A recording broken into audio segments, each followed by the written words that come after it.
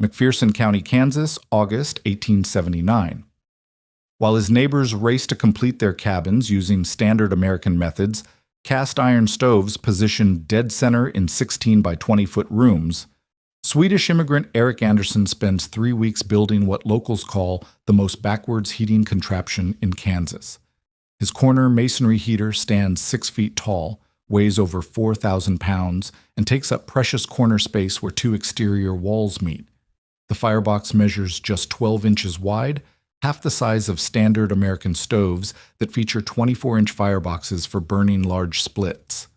Local carpenter James Morrison, who's built over 40 frontier cabins, publicly declares Erik's design ass-backwards thinking, insisting that corner placement wastes energy heating exterior walls instead of interior space. The community consensus: Erik has built the most expensive, space-wasting, overcomplicated heating system in territorial Kansas. Then January 12, 1880 arrived. A 3-day blizzard dropped exterior temperatures to 18 below zero with 40-mile-per-hour winds.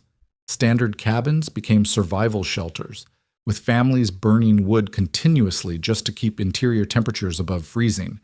But Erik's backwards corner heater?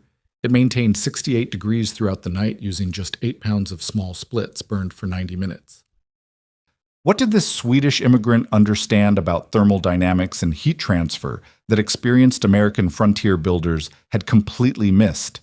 If you value stories of practical wisdom that stood the test of time, make sure to subscribe. We've got more documented accounts worth remembering. Comment your city and time. We love reading where these documentaries reach. The morning sun cast long shadows across the Kansas prairie as Erik Andersson examined the foundation he had carefully laid where the north and west walls of his cabin would meet. His neighbors had watched with growing bewilderment as he positioned massive field stones in a precise corner configuration, creating a base that extended 4 feet into the cabin's interior space. James Morrison, pausing his own rapid construction project, shook his head at what he considered a fundamental waste of precious living area. Standard frontier wisdom dictated that heating equipment should occupy minimal floor space, leaving maximum room for family activities, furniture, and storage. Erik's approach defied every principle Morrison had learned during his years building frontier cabins across central Kansas. The Swedish immigrant was constructing his heating system first, designing the entire cabin around the corner masonry structure, rather than adding heat as an afterthought. Morrison's proven method involved framing the cabin walls, installing flooring, then positioning a purchased iron stove wherever seemed most convenient for stovepipe routing to the roof. Erik's methodical stone-by-stone construction suggested he was building his heating system as the cabin's primary architectural feature, subordinating everything else to thermal considerations that Morrison found incomprehensible. The firebox Erik began constructing within his stone foundation measured exactly 12 inches wide by 14 inches deep by 16 inches high, dimensions he had calculated based on specifications his grandfather had refined through decades of Swedish winters.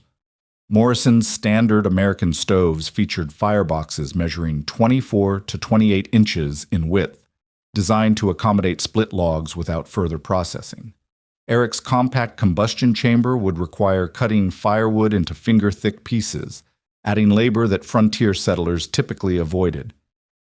When Morrison questioned this apparent inefficiency, Erik explained that his grandfather's farmhouse in Värmland province had heated 2 stories using less wood than most Kansas cabins consumed warming single rooms. The brickwork rising within Erik's stone foundation followed patterns that seemed unnecessarily complex to American observers. Instead of constructing a simple firebox with straight walls leading to a chimney, Erik was building internal chambers connected by carefully sized passages that would route exhaust gases through a serpentine pathway before allowing them to exit. Morrison calculated that smoke would travel over 25 feet through Erik's internal maze, compared to the 8-foot straight shot from his iron stoves to the roof. The Swedish design appeared to trap heat rather than efficiently removing combustion byproducts, violating American principles of proper draft and fire safety. Local stonemason William Hartley examined Erik's construction progress and pronounced the project the most overbuilt heating contraption I've seen in 20 years of frontier work. The thermal mass Erik was accumulating would eventually weigh over 4,000 pounds, requiring structural reinforcement that added weeks to construction time and substantial material costs. Hartley's American clients typically wanted heating systems installed quickly and cheaply, using purchased iron stoves that required minimal masonry work beyond basic chimney construction.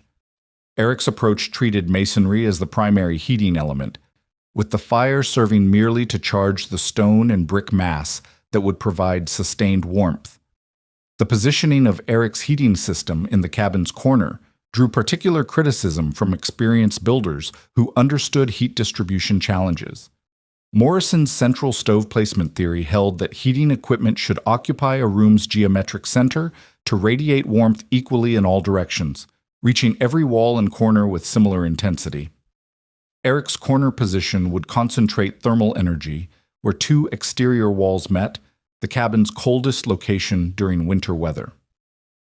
Morrison predicted that Erik's family would huddle near the corner heater while the opposite side of the cabin remained uncomfortably cold, creating uneven temperatures that central placement was designed to prevent. Anna Anderson defended her husband's construction methods to increasingly skeptical neighbors who gathered daily to observe the project's slow progress. She explained that Swedish farmhouses used corner heating placement specifically because it eliminated cold zones where exterior walls intersected, creating warm buffer areas that prevented frost penetration while radiating heat toward the cabin's interior. American frontier builders had never experienced the sustained cold that taught Scandinavian families to think systematically about thermal dynamics rather than simply generating heat and hoping for adequate distribution. The flue system Erik constructed within his thermal mass incorporated principles that violated American understanding of proper chimney design.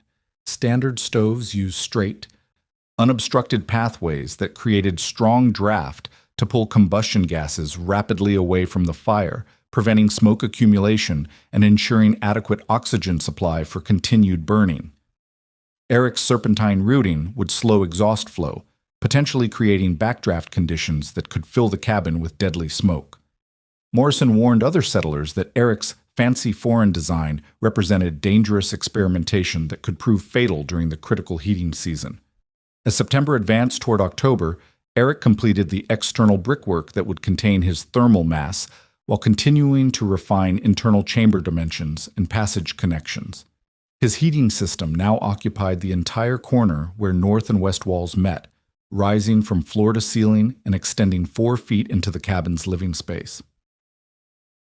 The structure resembled a massive brick monument rather than practical heating equipment, leading Morrison to joke that Erik had built a Swedish castle in a Kansas cabin. The investment in time, materials, and skilled masonry work had consumed 3 times the cost of standard iron stove installation, creating what appeared to be the territory's most expensive heating system. The first test firing in late September demonstrated Erik's system's fundamental differences from American heating methods. While Morrison's iron stoves produced immediate heat that warmed the surrounding air within minutes, Erik's thermal mass showed no perceptible temperature change during initial burning. The massive stone and brick structure absorbed heat energy without releasing warmth to the cabin's interior, leading observers to conclude that the system was fundamentally flawed. Morrison publicly predicted that Erik would abandon his Swedish folly and purchase a proper American stove before the serious cold arrived, offering to sell Erik a proven heating system at cost to prevent his family's suffering during the approaching winter. October's first cold snap arrived with nighttime temperatures dropping to 25 degrees, providing the initial test of competing heating philosophies across McPherson County. Morrison fired up his central iron stove at sunset, loading the 24-inch firebox with split oak that would burn steadily through the evening hours. His proven method required feeding 15 to 20 pounds of wood each night to maintain interior temperatures around 55 degrees by morning. The iron stove's immediate heat output warmed the cabin's air within 30 minutes, creating the comfortable environment that had satisfied frontier families throughout the territory. Erik's evening routine defied every principle Morrison understood about efficient heating. The Swedish immigrant gathered finger-thick splits that Morrison would have considered kindling, carefully arranging 8 pounds of small wood pieces in his compact firebox. The intense fire that resulted burned at temperatures approaching 1800 degrees, far hotter than the 1200-degree burns typical in Morrison's oversized combustion chamber. Erik's fire consumed his small fuel load completely within 2 hours, leaving only fine ash residue that indicated total combustion of organic material. Morrison's larger fires left substantial charcoal remains and unburned wood pieces that represented wasted fuel energy. The thermal performance differences became apparent the following morning.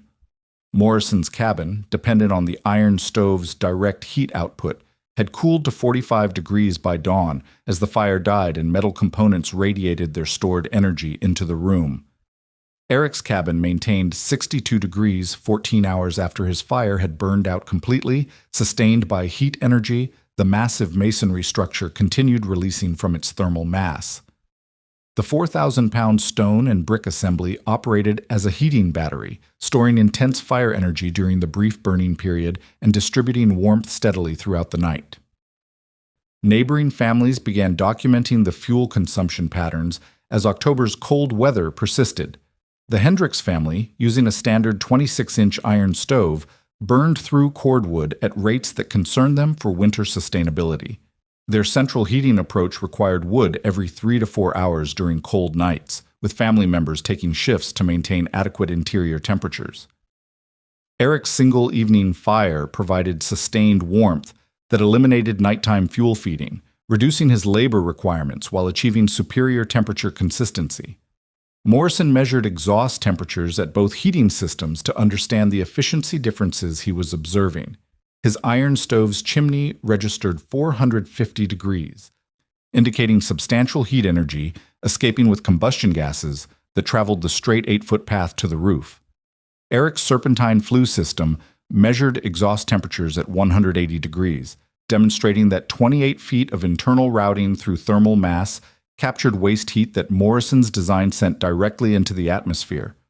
The temperature differential represented energy extraction versus energy waste on a measurable scale. The corner placement that Morrison had criticized as wasteful proved strategically advantageous as October's weather grew colder. Standard cabin design created thermal bridges where exterior walls met, allowing cold penetration that central heating struggled to overcome. Erik's massive thermal mass positioned precisely at the northwest corner intersection eliminated the cabin's coldest zone while creating a warm buffer that prevented exterior cold from establishing interior footholds. The corner heating concept worked with building physics rather than fighting thermal challenges through brute force heat generation. Technical curiosity began replacing skepticism as neighbors observed Erik's fuel efficiency throughout the month. Morrison's carpentry expertise recognized quality construction, but his heating knowledge came from trial and error experience rather than systematic understanding of thermal dynamics. Erik possessed generations of accumulated knowledge about combustion temperatures, thermal mass calculations, and heat transfer principles that Scandinavian families had refined through centuries of harsh climate survival. The difference between American frontier improvisation and European traditional engineering became increasingly apparent. Anna Andersson hosted neighboring wives who wanted to understand the practical advantages of Swedish heating methods. She demonstrated how the corner thermal mass maintained consistent temperatures that eliminated cold spots and drafts common in American frontier cabins. The radiant heat from warmed masonry felt more comfortable than the convective hot air produced by iron stoves, creating even warmth distribution that reduced the temperature differentials between floor and ceiling levels. Women appreciated heating systems that required less frequent attention while providing superior comfort for family activities. Local physician Dr. Samuel Hayes began investigating the health implications of different heating methods as respiratory complaints increased among families using standard iron stoves. The intense air heating produced by metal combustion chambers created dry conditions that aggravated breathing difficulties, particularly among children and elderly residents. Erik's radiant heating system maintained natural humidity levels while warming surfaces rather than drastically heating air, producing more comfortable interior environments that reduced cold weather health problems common in frontier communities. By November's end, Erik's heating performance had attracted attention beyond immediate neighbors. Swedish and German immigrant families in adjacent counties reported similar success with traditional European heating methods that emphasized thermal mass over direct combustion heat. Norwegian settlers described PACE systems that stored heat in stone structures, while German families shared knowledge of kakelugn designs that captured exhaust heat through internal routing systems. The American frontier assumption that European methods were outdated began confronting evidence that traditional knowledge provided superior solutions to New World heating challenges. Morrison found himself answering questions about Erik's heating system from potential clients who had heard about the fuel efficiency and temperature consistency. His reputation as the territory's heating expert faced challenges from documented performance that contradicted his publicly stated principles about central placement and large fireboxes. The measurable results emerging from Erik's backwards corner heater suggested that Morrison's expertise, while genuine within American frontier experience, might be incomplete when compared to climate-tested traditional methods developed over centuries of harsh winter survival. November's consistently freezing temperatures established patterns that would define the coming winter test. Erik's single-evening fires using small split wood provided 24-hour heating cycles that maintained interior comfort with minimal fuel consumption and labor input. Morrison's continuous feeding requirements and higher fuel usage indicated that standard American heating methods, adequate for moderate cold, might prove inadequate when truly severe weather arrived to test both systems against survival-level thermal challenges. December 1879 brought the coldest early winter in Kansas territorial history, with daytime temperatures failing to rise above 10 degrees for 7 consecutive days starting December 8th. The crisis deepened when nighttime lows plunged to 5 below zero on December 15th, testing heating systems beyond their normal operational limits. Morrison's iron stove, designed for moderate frontier cold, began requiring fuel every 2 hours around the clock to prevent interior temperatures from dropping below freezing. His family established sleep rotations to maintain continuous burning, with someone rising every 90 minutes to add split wood before the fire died completely. The Hendricks family faced their first genuine survival challenge when their standard heating system proved inadequate for sustained extreme cold. Their 26-inch iron stove consumed cordwood faster than they could split and carry it from their woodshed, yet interior temperatures dropped to dangerous levels despite continuous burning efforts. Ice began forming on interior walls where cold penetrated through gaps in log chinking, creating conditions inside their cabin that threatened hypothermia even with active heating. Their children slept in the parents' bed for shared body warmth, while the family debated whether to abandon their homestead for warmer shelter in town. Erik maintained his standard evening heating routine despite the extreme conditions, lighting his small wood fire at sunset and burning 8 pounds of finger-thick splits with the same methodical precision he had used during October's mild cold. The intense combustion in his compact firebox reached peak temperatures that transferred maximum energy to the surrounding thermal mass, which absorbed and stored the heat throughout its 4,000-pound stone and brick structure. While his neighbors struggled with emergency heating protocols, Erik's family continued normal winter activities in 68-degree comfort, without additional fuel requirements or overnight fire tending. Desperate families began making dangerous decisions as their standard heating methods failed under extreme cold stress. The Morrison household burned through their January firewood allocation before the month's halfway point, forcing James to venture into sub-zero conditions for emergency woodcutting that risked frostbite and exposure injuries. Their iron stove's voracious appetite for fuel during crisis conditions threatened to exhaust their winter wood supply before February, creating the prospect of heating failure during potentially worse cold yet to come. Morrison calculated that maintaining barely adequate interior temperatures required triple his normal fuel consumption when exterior conditions dropped below zero. Dr. Hayes documented the medical consequences of heating system failures as families struggled with interior temperatures that challenged human survival. Elderly residents in 3 different households developed hypothermia symptoms despite indoor fires, requiring emergency treatment for core body temperature drops that could prove fatal. Children in families using standard iron stoves showed signs of cold stress, including persistent coughing, joint stiffness, and behavioral changes associated with chronic cold exposure. The physician's records indicated that inadequate heating created health emergencies, even among families who maintained continuous fires throughout the crisis period. Erik's corner thermal mass demonstrated principles of heat storage and release that American frontier builders had never encountered in their heating experience.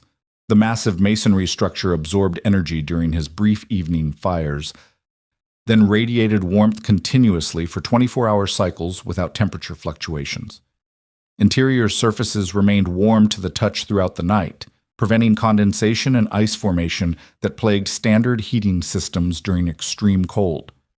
The corner placement that Morrison had criticized proved strategically essential, eliminating thermal bridging through exterior walls while creating a warm zone that prevented cold penetration into living spaces. January 12th brought the blizzard that would define the winter's severity test. 3 days of sustained snowfall, driven by 40-mile-per-hour winds, created exterior conditions measuring 18 degrees below zero, with wind chill factors reaching 45 below. Visibility dropped to zero during peak storm intensity, trapping families inside their cabins with whatever heating fuel they had stockpiled for emergency situations. Standard heating systems faced their ultimate challenge as continuous extreme cold demanded maximum performance for extended periods without possibility of outdoor wood gathering or system maintenance. The crisis revealed fundamental flaws in American frontier heating philosophy that emphasized convenience and speed over thermal efficiency and fuel conservation. Iron stoves designed for quick installation and immediate heat output lacked the thermal mass necessary for sustained heat release during extended extreme weather. Large fireboxes that seemed advantageous for burning split logs without additional processing proved wasteful when complete fuel combustion became critical for survival.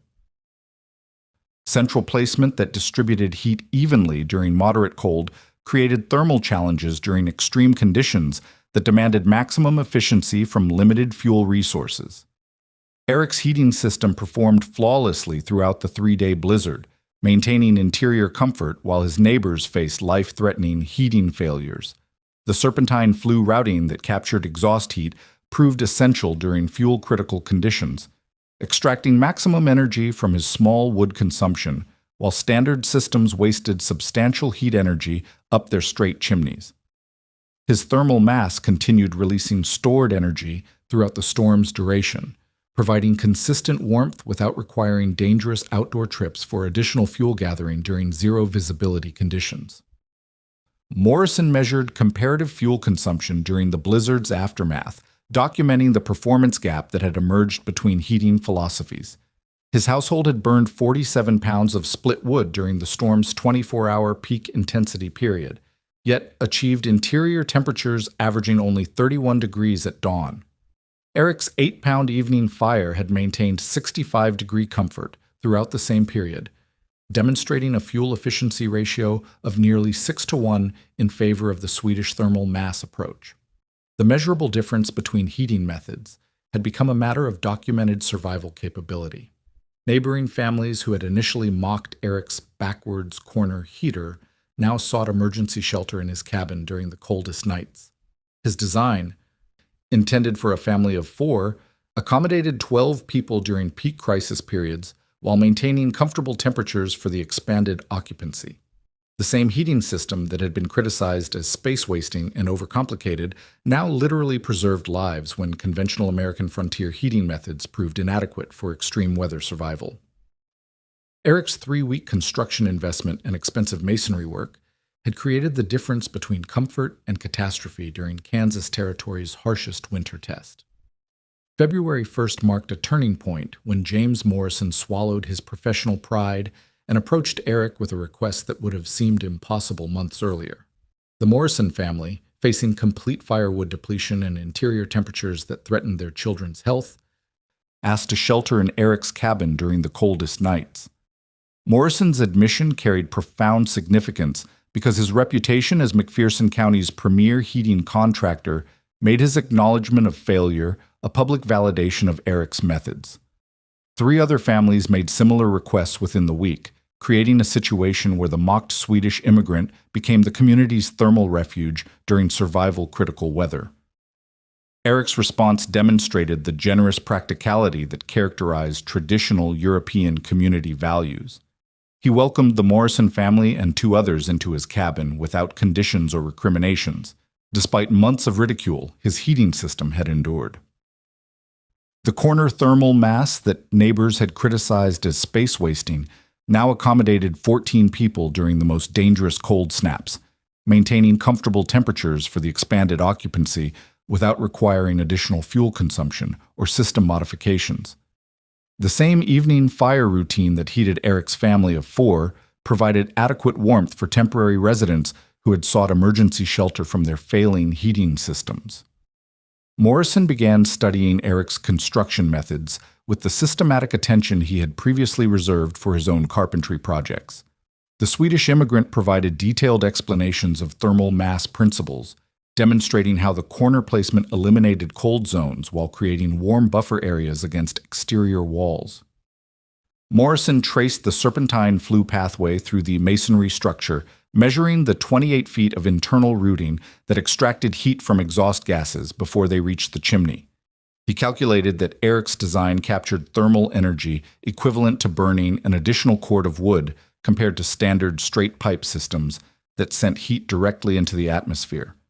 The firebox dimensions that Morrison had ridiculed as inadequately small proved perfectly calibrated for complete combustion efficiency. Erik explained that 12-inch width forced optimal air-to-fuel ratios that ensured total burning of organic material, while oversized American fireboxes allowed incomplete combustion that wasted energy through unburned gases and charcoal residue. Morrison observed that Erik's finger-thick fuel pieces burned completely within 90 minutes, producing fine ash and achieving combustion temperatures that transferred maximum energy to surrounding thermal mass. Standard 24-inch fireboxes rarely achieved complete burning because large split logs consumed available oxygen before fully combusting. Word of Erik's heating success spread beyond McPherson County through informal networks of frontier builders, stonemasons, and agricultural extension agents. Swedish settlers in Clay County reported similar winter performance using traditional kakelugn designs that emphasized thermal mass over direct heat output. German immigrants shared knowledge of kakelugn systems that routed exhaust gases through internal chambers, while Norwegian families described Pays heating methods that stored energy in stone structures. The emerging pattern suggested that European immigrants possessed centuries-tested solutions to heating challenges that American frontier builders were attempting to solve through trial and error. Local blacksmith Thomas Weaver began developing hybrid heating systems that combined iron fireboxes with masonry thermal mass, recognizing market demand for efficient heating solutions among families who had witnessed standard system failures. Weaver's innovations incorporated Erik's corner placement principles with modified flue routing that captured exhaust heat without requiring extensive stonework skills. His hybrid designs offered compromise solutions for settlers who wanted thermal mass benefits but lacked access to skilled European masons familiar with traditional construction techniques. The blacksmith's adaptations represented American ingenuity building upon immigrant knowledge to create practical solutions for frontier conditions. Erik traveled to neighboring counties during February and March, providing technical consultation for families planning thermal mass heating installations before the following winter. He taught proper firebox construction, thermal mass calculations, and flue routing principles to local stonemasons who recognized the business. Opportunities emerging from demonstrated heating superiority. His detailed specifications included mortar compositions, brick dimensions, and structural reinforcement requirements that ensured successful installations by craftsmen unfamiliar with European thermal mass traditions. The knowledge transfer represented systematic documentation of traditional methods that had previously existed only in the practical experience of immigrant families. Erik Andersson organized informal teaching sessions for frontier wives who wanted to understand fuel management techniques that maximize thermal mass efficiency. She demonstrated wood preparation methods that created optimal burning conditions, explaining how finger-thick splits achieve complete combustion compared to larger pieces that created incomplete burning and energy waste. Her instruction included fire-building techniques that established proper draft conditions for intense combustion temperatures, fuel loading patterns that maintained consistent burn rates, and timing procedures that synchronized burning cycles with thermal mass charging and discharge periods. The women's sessions provided practical knowledge that complemented the technical construction information Erik shared with builders and stonemasons. Agricultural Extension Agent Robert Caldwell documented Erik's heating system performance for inclusion in territorial building recommendations distributed to new homesteaders. His measurements confirmed fuel efficiency improvements of 60% compared to standard iron stove installations, along with superior temperature consistency and reduced labor requirements for fire maintenance. Caldwell's official report provided credible validation of thermal mass heating principles that influenced territorial building policies and encouraged adoption of European heating methods throughout the Northern Plains states. The Extension Service recognition represented institutional acceptance of immigrant knowledge that frontier communities had initially dismissed. Dr. Hayes published medical observations correlating heating system types with winter health outcomes among his frontier patients. Families using thermal mass heating showed significantly lower incidences of respiratory ailments, joint stiffness, and cold-related illnesses compared to those relying on iron stoves for winter warmth.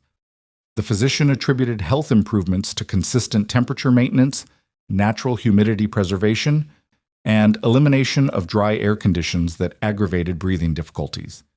His medical documentation provided scientific support for heating methods that delivered comfort and health benefits beyond simple temperature maintenance. Morrison's public acknowledgement at the April town meeting carried particular weight because his construction expertise and initial skepticism made him a credible witness to Erik's heating superiority. He admitted his error in dismissing Swedish methods as backwards, acknowledging that traditional European knowledge provided superior solutions to American frontier heating challenges.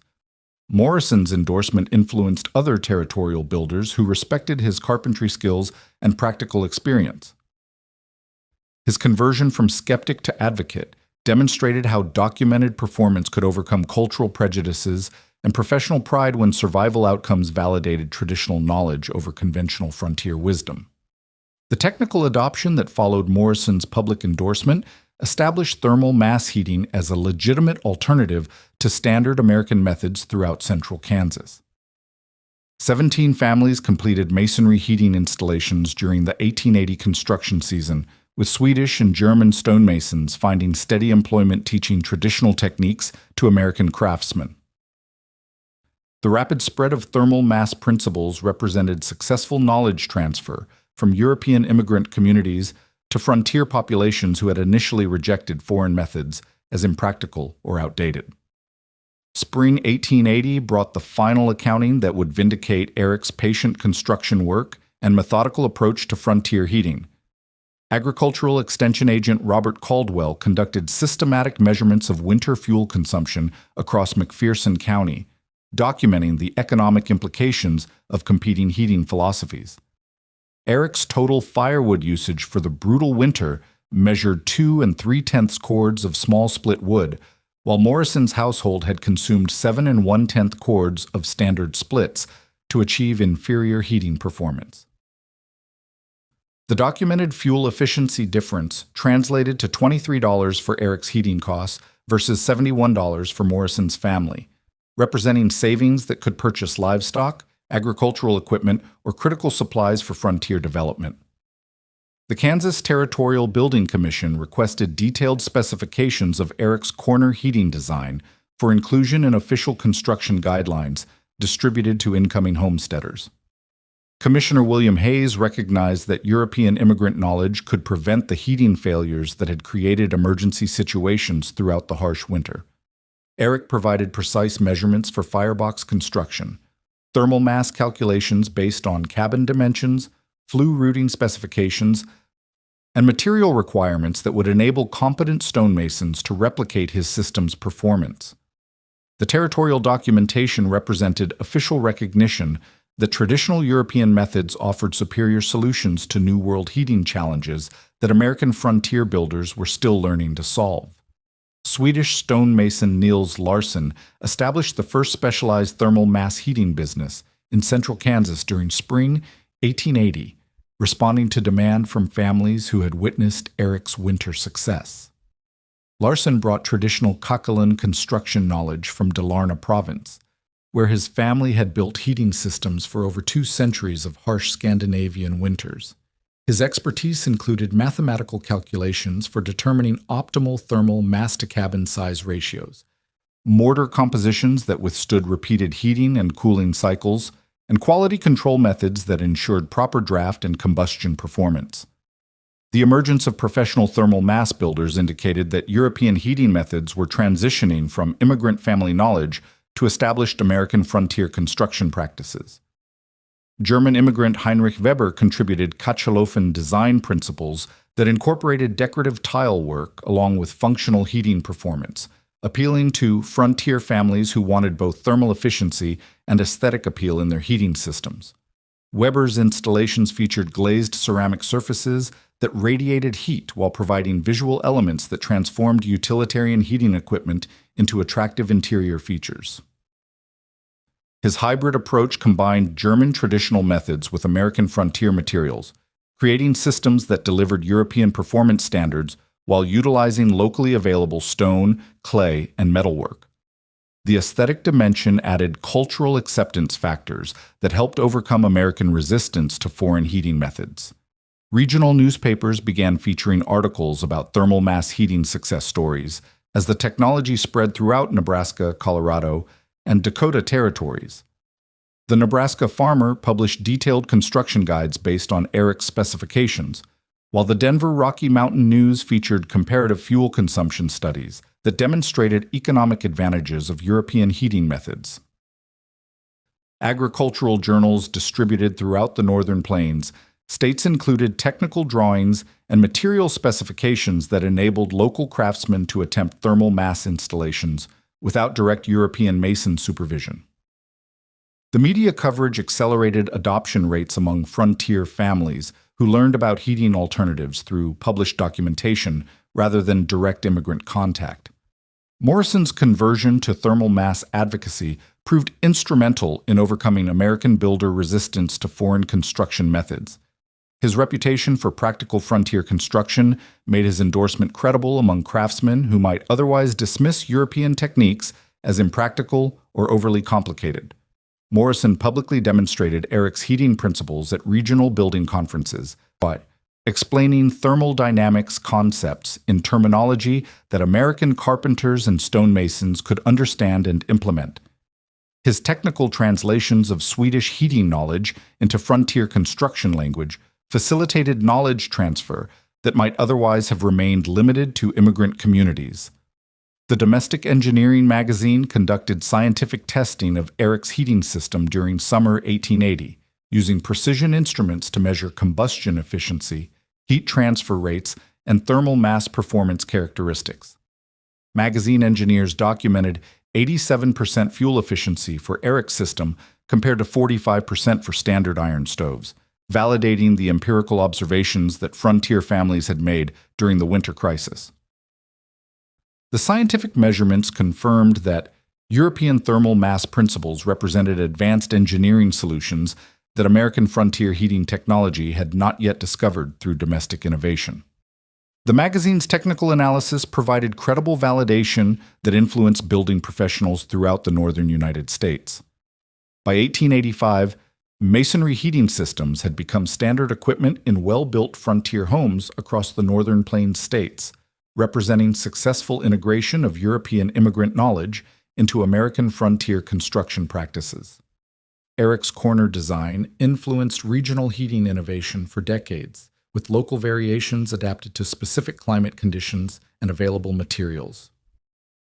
The original mockery that greeted his backwards heating system had transformed into widespread recognition that traditional European methods provided superior thermal performance for harsh climate survival. Frontier builders who had initially dismissed immigrant knowledge as outdated learned to value centuries-tested solutions that American construction experience had not yet developed. The Kansas State Agricultural College established formal coursework in thermal mass heating design during 1886, incorporating Erik's principles into engineering curricula that trained the next generation of frontier builders. Professor James Mitchell, who had initially dismissed European heating methods as primitive, now taught students that thermodynamics understanding required systematic study of traditional knowledge that predated American frontier experience. The academic legitimization of immigrant heating knowledge represented institutional recognition that European technical expertise offered valuable contributions to American technological development in frontier conditions.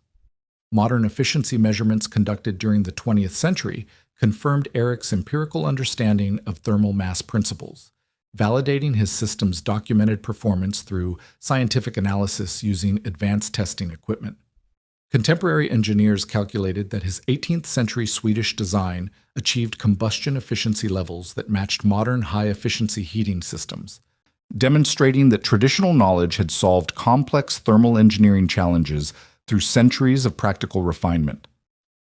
The vindication of Erik's fool's corner heater proved that immigrant technical knowledge often provided superior solutions to frontier challenges that American builders were attempting to solve through trial and error experimentation, rather than learning from established traditional methods that had proven effective in similar climate conditions.